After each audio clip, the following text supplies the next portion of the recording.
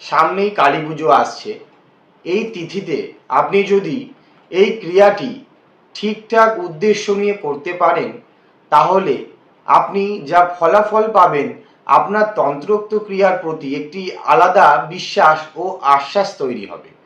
আমার কমেন্ট বক্সে যেই নকশাটি দেওয়া রয়েছে, এই নকশাটিকে একটি সাদা পানের ওপরে কালো কালি দ্বারা অঙ্কন করে এই নকশাটির দিকে আপনি যাকে ফিরিয়ে আনতে চাইছেন অথবা নিজের কাছে আকর্ষিত করতে চাইছেন, তার নাম ও বাড়ির ঠিকানাটি লিখতে লাগবে এবং এটি অঙ্কন করে তৎক্ষণাৎ আপনাকে কোনো জলাশয়ে ও কোনো নদীতে এই পানটিকে ভাসিয়ে দিতে হবে এবং পানটিকে ভাসাতে হবে রাত্রি 9টার পরে।